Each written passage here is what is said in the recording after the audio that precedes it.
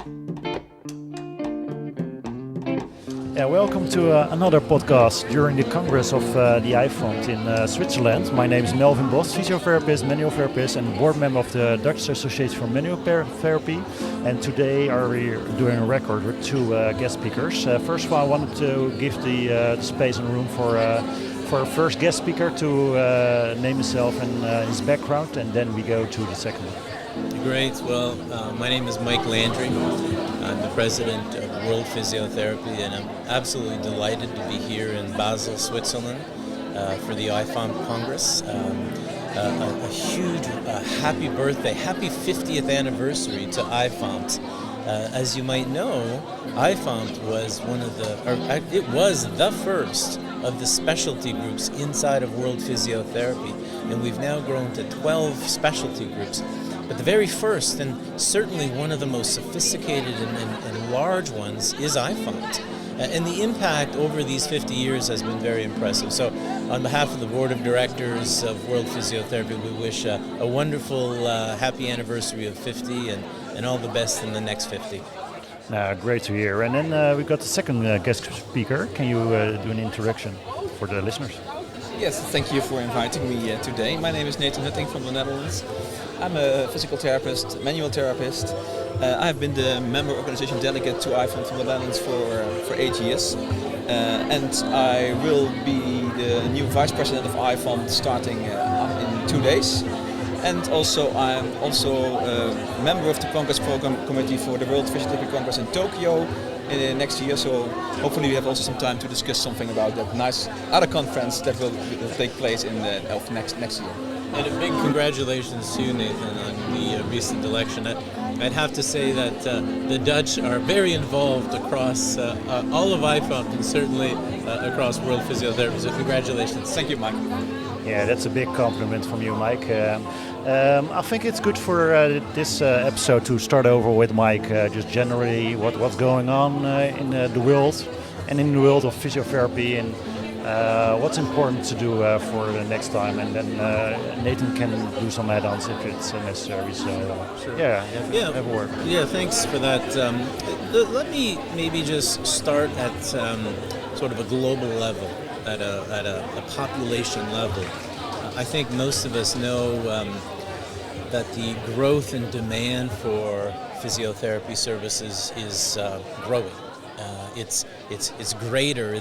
There's many reasons that are driving that demand. But if we think about a publication from not too long ago from Alarcos Cieza and colleagues, Alarcos is at the World Health Organization, but I think it's in 2020 she published with colleagues in The Lancet estimating the size and scope of that demand for disability-related outcomes. And low back pain, musculoskeletal and low back pain, were the largest predictors, the largest bolus of demand that exists across the world, across high, middle, and low-income countries. And so I believe the estimates were that 1 out of 3 people currently, experience low back pain. Now, if we start making that link between physiotherapy, musculoskeletal health, members and skills of IFOMPT, it directly relates to some of the global epidemiologic data that is coming out. Even some of my research with Tiago Jesus from Portugal clustered this demand according to high, middle, and low income countries. And depending on the variables, but we see that the demand actually is larger in low and middle income countries. But interestingly enough, in those the workforce, the physiotherapy and rehabilitation workforce in the low and middle income countries are some of the smallest. And so you see all of a sudden an imbalance between supply and demand. So one of the questions that I think, or some of the ideas that I think our communities across the world are thinking about is how to meet that demand. How can physiotherapists meet the growing demand in musculoskeletal health and otherwise? And I would argue that we're not going to be able to meet that demand using tools from yesterday. I'm not sure creating more and more and more physiotherapists, training physiotherapists in high enough numbers will ever be able to meet that demand. So I think we have to look at it from a a critical framework, a disruptive framework. What are the tools that we might have today that would allow us to meet that demand, not necessarily with a huge influx of physiotherapists? Don't get me wrong, we need more physiotherapists. We need to drive a greater workforce across the world, again, in particular in low-income countries. But a digital approach, whether it's AI, whether it is using other digital tools, offers a partial solution to meeting some of this demand. In fact, even today we heard Dave Nichols talk about many interesting things, but one of them was around a clinic that was a physiotherapy clinic that was positioned inside of the NHS, which was an AI-only access for workers of the NHS, where over half of them felt that they got better care from that AI virtual clinic than they got from hands-on in-person physiotherapy. Now, of course, there's probably more details there, the type of low back pain, the type of worker, et cetera, et cetera. But nonetheless, this is one example of many where we can start looking at sort of new innovative approaches to meeting that demand beyond just creating a larger workforce. That's an interesting one with the AI, for example, and the digital health in general, what you can do with it, the possibilities it will give for the physiotherapy as well and for the patients. Do you think that's it's like a one-way solution, or are there other options to what you can do as well? Well, I mean, if we put this on a continuum, even here at IFOMPT, there's been many discussions around prevention. Upstream interventions that would lower the overall demand. I mean, this would be everything from primary prevention all the way through to secondary and tertiary. But those ideas of intervening before the outcomes occur. But I'll come back maybe to AI, mostly because it's sort of part of what I do from a research perspective.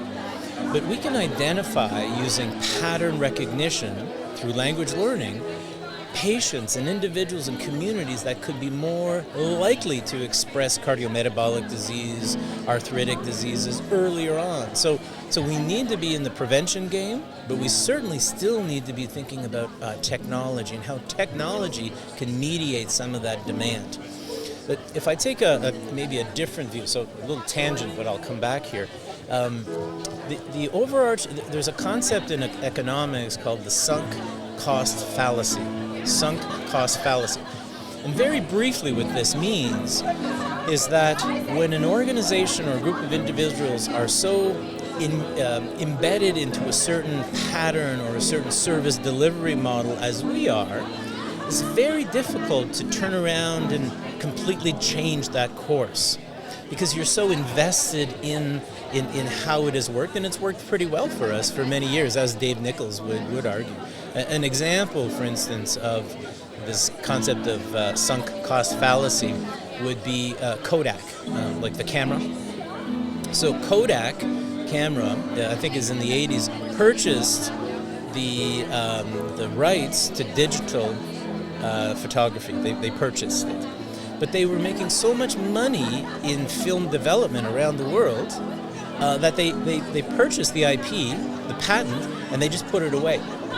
Now, because again, they were making so much money, and at the same time, other organizations created a different version of that digital photography, and of course, there is no more Kodak company. So that's an example of sunk cost fallacy, being so ingrained in a certain environment and a certain way of doing business, quite honestly, making a lot of money in that area, it's hard to get out of it. I wonder sometimes, if we think about the future, are we also susceptible to this concept of sunk cost? In other words, are we so ingrained in the way things have always been that it's going to be very difficult to change the course of direction? That's a nice one, Mike. Do you want to give a reply on this one, Nathan? So no reply, but just maybe to add on, I really, and the figures are also indicating that the burden of musculoskeletal diseases will only increase in the future. So it is really, we need to pay attention to that, of course. And I think we should find innovative ways to change our care models to address that increase, especially in the low middle income countries, because when they are getting more and more developed, also the burden of musculoskeletal conditions will increase there, of course. And there is already an inequality. So the one thing is that sometimes I'm thinking about, with all the new digital innovations, we also know that maybe in those low and middle income countries, people are not really used to use those. Yeah, of course they do have mobile phones, but even in the US I heard that not everybody has access to internet. So if we have those artificial intelligence modules or online modules, how will that work for inequality? Will that decrease or increase inequality to care or access to care? What do you think? It's a really brilliant point you're making, Nathan. And it kind of reminds me of an idea that sort of I've been thinking of, because of the expertise of that physiotherapist. Oftentimes, it's the physiotherapist with the patient. So it's the N equals 1. So, and in business and in entrepreneurialism, it's very difficult to scale that. So how do you scale that? How do you replicate that? Now, what I think we need to do in areas of extreme, let's say, economic challenges in very low-income communities, and by the way, that doesn't have to be a country. Even in North America, even in the United States, you have communities of great poverty. In fact, not too far from where I live myself in North Carolina, we have communities that many of their health outcomes are not too dissimilar from a low-income country, at a country level. So I think what we need to do is oftentimes shift some, not all, but some of what we do from the N of 1 to the N of a population, so that physiotherapists in an environment where there's no way that they can meet the growing demand. So take a different viewpoint. Look at it from not the N of one patient in front of you, but of the whole population. How do you distribute that skill, that expertise, maybe in a different way? In the session I just attended, which was again brilliant, facilitated by Sorab,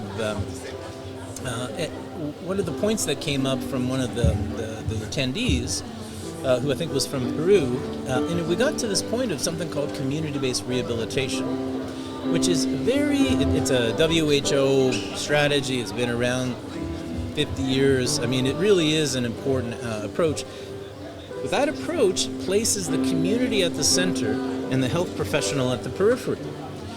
And it places also the responsibility for the outcomes on that community, not on the health professional. So, again, sort of inspired by some of the thoughts of Dave Nichols, there's a different way to do it. If we continue to go down the path where it can only be that physiotherapist, that musculoskeletal expert with the patient, we will not address this growing demand. We won't address this growing demand in low-income countries. And you know what will happen? We will be replaced. We will be substituted by someone else, by a different professional, right? And we know they're out there. We don't have to name them all, but we know they're out there. So I think it's incumbent upon us, now that we sit on our, let's call it a privilege and a very successful perch at the 50-year mark of IFOMPT, how does IFOMPT now look at the future in a very different way so that it meets the musculoskeletal demands of the future? That's a good one, Mike. I think Nate can... Oh yeah, so I think that one of the challenges that all World Physiotherapy specialty groups might also face, they want to expand. IFOMPT also wants to grow, and you see that can be difficult because in many countries, of course, we have the educational standards, so people of the other countries should fulfill that educational standards, but also the income in other countries, in low and middle income countries, is very low. They struggle. So I think that we should also look for models how we can make sure that these other countries can become member organizations of the specialty groups of World Physiotherapy, because that's very, very difficult, I think, because when you look at the income in many other countries, people can't even afford to be a member of the member organization in those countries. And I think that's really challenging, because I think a grow is very important. We should not only focus on some countries, but we should expand and to really focus on all countries. And that's a real a real challenge, and I think also World Physiotherapy also faces that challenge, although World Physiotherapy has far more member organizations compared to IFOMPT, of course. But I think that's a challenge. So I was also thinking, how can we support, and IFOMPT has some programs in place to support countries to become a registered interest group and then eventually a member organization. I think that's great. But even then, when they are a member organization, they have to pay the IFOMPT dues, they have to pay fees, and that's difficult for them to pay for. So we should also think of those other financial models, maybe how we can make sure that they, if they are involved in the subgroups or the specialty groups, that they also can continue being involved in the specialty groups, because that's a challenge. It was interesting, Mike, with what you were already saying earlier, with the one with the end to what did you say? The end to user, just within the clinical practice with your patient and the therapist. What was it? The end user. End user. The end user, right? Yeah, and that we need to change that one, right? So it's like the same, I think, with change behavior for patients, which is complex. How can we manage as a physiotherapist or a manual therapist? How can we manage this one, or the willingness to change? It's pretty complex. Change is difficult. There's no doubt about that. And let me just make a comment on what Nathan had just said, and we'll come back. I do think, though, that on the education front, there's never been a better time to be able to scale educational opportunities to physiotherapists everywhere, irrespective of what language they speak. I mean, we have AI-infused translation services. Most of all the topics that we teach, even parts of, I'm sure, what the standards are for IFOMPT, are free online in different means. Now, I'm not saying they're the best, but we could use that model. And if we think about how far or close, how much we've actually changed or innovated over time from an education perspective, I wouldn't say we've innovated that much. This is not meant to be an offense to anyone, but oftentimes I think in higher education we think innovation is teaching something on Thursday morning rather than Tuesday afternoon, and that's innovation. Now I know there has been innovation from things like team-based learning and other approaches, but nonetheless, if you compare it to other industries, we haven't moved the needle very much at all. So let's come back to the change management approach. I think this is exquisitely difficult. It's exquisitely difficult because if we think about across the world, the vast majority of physiotherapists work in privately funded sectors. And it's wonderful at conferences to have academics and thought leaders talk about change and movement, but they often don't have to meet a payroll at the end of the month, right? They don't have on their payroll other people's lives. So until you know what that feels like, it's difficult. So I think we have to look at sort of a fast and slow approach, sort of like the Hahnemann thought on how you make decisions. But we need a slow approach, a long strategic plan to reinvent ourselves, to go in a sort of a new direction, let's say, where we are the coaches, we are the quarterbacks, to use American football analogy, for healthcare services in the musculoskeletal environment. But we also need some quick wins. We need to have some innovation that happens today and tomorrow. And I think that happens with individuals and highlighting the work of certain groups, certain innovative approaches, like the NHS clinic as an example. Because if you think about how you learned, Pete, and Nathan, you and myself, most of my real learning was with patients, and it was with mentors who were directly with me. So there's still an education, that guild that happens between the student, the mentor, and the educator. So I think it has to be multi-pronged, but if we can take a few examples, highlight them about how we've re-innovated, how we've moved the needle in a different way, that sets the stage. So I think we need a sort of two tracks here, a slow and a fast approach. Yeah, that's a good one. Maybe just to add on that, because how do you look at prevention? Because on the patient level, we would need to innovate, and of course we need to have other models of care, but as you also mentioned, prevention and not only focused on patients but also on society can be very beneficial. But that can also be sometimes challenging because it can be dangerous in the mind of physiotherapists because they lose their jobs maybe. Prevention works, there's no work to do anymore. And on the other hand, healthcare models, for example in the Netherlands, don't really subsidize prevention. So physiotherapists are not paid for prevention in the Netherlands. What is your opinion or World Physiotherapist opinion about prevention in the role of physiotherapists? Well, let me share my own personal, and then maybe I'm not sure, other than on a very high macro level, do we have much to say about it from World Physiotherapy. I think that is part of what we need to do at World Physiotherapy is actually dig a little deeper into these certain areas, not just to say that it's a good thing, but okay, so how? Step one, step two, what are the steps? And so I think it's exquisitely important. Let me share an experience I had on this prevention, and then we'll come back to how to pay for it, let's say. So when I was doing my postdoctoral fellowships at the University of North Carolina at Chapel Hill, I attended this a talk, and it wasn't in PT, it was actually in health behavior, so population health, public health. And the topic was diabetes. And in the state of North Carolina, in the southern United States, it's sort of, if you will, it's sort of a long state and not kind of relatively not that deep, but it's cut by a certain highway, Highway 95. On the east side of that highway, the health outcomes are terrible. The rates of obesity and prediabetes, they're all in the 70-80% percentiles of the population. On the other side, not so much. A lot less.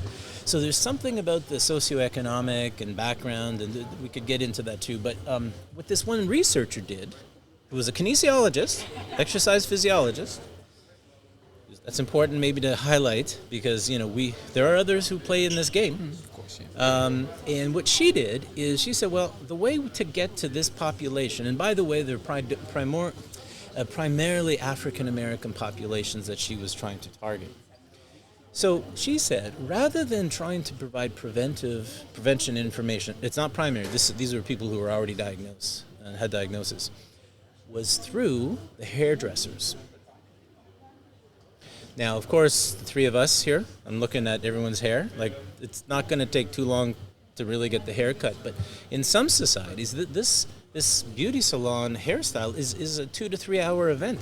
So what she did is she trained the hairdressers on health literacy, health information, diabetes, prevention, and so she trained them. And while those hairdressers had the population with them for 2 hours, and you're chit-chatting for 2 hours. So this is how the information went. So in the longitudinal study that they did, they recognized, they were able to demonstrate a higher level of understanding of some of these variables, not necessarily outcome, because cardiometabolic outcomes take a little bit longer than a few sessions at the hairdresser. But nonetheless, you see where I'm going here. There's ways to get to those populations that might not be us, but it could be mediated by our expertise. That's another thing for the community-based, right? This one. Yeah, That's absolutely. Absolutely. All right, we're heading to the final phase of this podcast, Mike, Nathan. There are some lines of flyers. This is an audio podcast, so listeners won't be seeing it, but I'm seeing 2025. There's being a congress in Tokyo. I've never been to Tokyo or Japan, but I really I'm fascinated by the culture. So for me, I'm interested in what's on the planning, on the schedule for Tokyo. Well, thanks for bringing it up. In less than 10 months from now, the world will gather in Tokyo, in Japan, and the dates are going to be in the 29th to the 31st of May. Now, this will be an important event for a great number of reasons.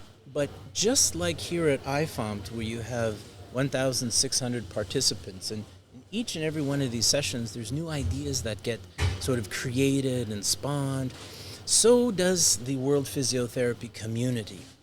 And so we're planning some really amazing events that will range from Aboriginal health, cultural competencies, all the way through to high-level clinical courses. And so we really would like to see PTs from all over the world, in particular IFOMPT members, given the focus here, to really think about coming. Come, entertain, be part of the big group that we are all part of already, because that's how we learn. We're certainly better together. We're certainly, although we're different, we have this opportunity to identify some of those differences and similarities and then move forward together. So with the most enthusiastic way possible, an invitation to the world of physiotherapy to gather in less than a year in beautiful Tokyo, where you'll be more than entertained. Now, I will say, some have said, well, Tokyo is quite expensive. Well, it is far, especially if you're in Europe or certainly North America, but once you're in Tokyo, the cost of sort of a day-to-day activity really is not that great. So I think there's some ideas out there that Tokyo is so expensive, and it is, but there are ways around this. And I think for us, it's not how much it is, it's the value that you get. So we promise, that's my promise, my individual promise, that those who do come, you will see the value of participation. All right, thank you for this one. Where can people get some more information? Yeah, just come to our website, the World Physiotherapy website. You'll see on one of the drop downs the Congress, and have a look at it. There's some key dates that are coming up. The preliminary program will be announced sometime this month. Registration will open in August.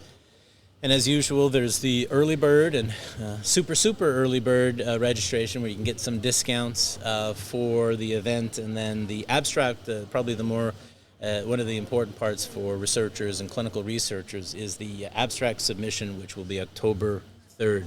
All of that information you can have a look at online. All right. Thank you for this one, Mike.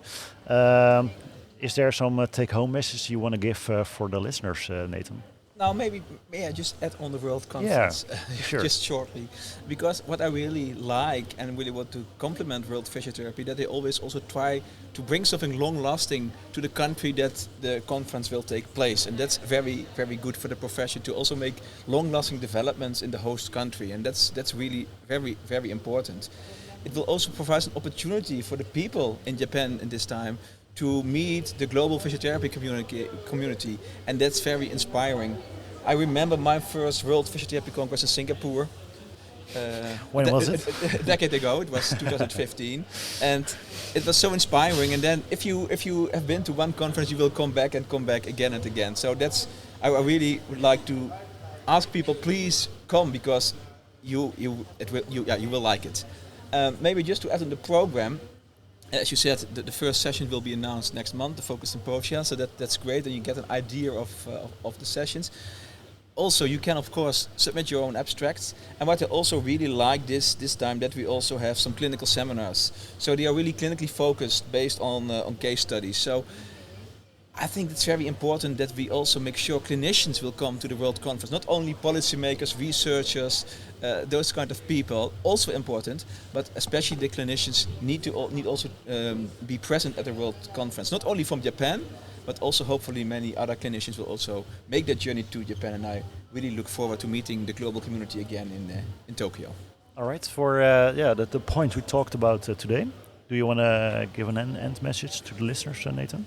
And after that, for Mike. I think that's we should think about new innovative ways to provide care. We should really work together. We didn't discuss it in depth, but also between IFOMPT and World Physiotherapy, but also with other specialty groups.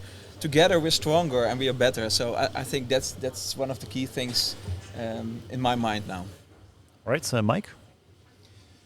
Yeah, I agree with Nathan, but there's a question that you had asked me a little earlier on change management, and that sort of has gotten me thinking a little bit. So I appreciate you mentioning that. And there's plenty of theory on this, but I think if we took 100 PTs here at this Congress, at the IFOMPT, or just at random, you'd have a bell curve. You'd have some people who are really early adopters of innovation, and at the other end you would have what's called laggards. So this is the curve of adaptation. And so I think oftentimes as the three of us sit here, I would think probably the three of us are sort of early adopters of innovation and change, and very, very comfortable. But I think we have to recognize we have to bring everybody together. We can't just take a few of us and run, because we're stronger, we're better together, and so we need to really be thinking about how we can move as a society across cultures, because when we figure that out, we win. The real fight for our future is outside. It's not inside the profession. Let's get together, let's work hard, and then fight the good fight out there. Yeah, that's a really nice ending, Mike, from your side. First of all, I would like to thank you for your for joining this podcast, Mike, from the World Physiotherapy, and Nathan as well from the IFOMPT. And also, I would like to thank the IFOMPT as well for the support for today, giving me the opportunity to record this one on the spot. So thanks a lot for the IFOMPT as well. Have a nice day. Thanks for listening to another podcast of Physio Global. If you want to know more about the Tokyo Congress, you can go to the website wp2025.world.physio. If you want to know more about IFOMPT, you can visit their website as well, www.ifompt.org. And if you want to know more about Physio Global, you can go visit our website on www.physioglobal.nl. Don't forget to subscribe on our newsletter and to follow us on our socials, just like X, LinkedIn, Instagram and Facebook. Was toen ik jou maar hier, hoe het eng is nu zo. Was toen ik jou een paar spazier.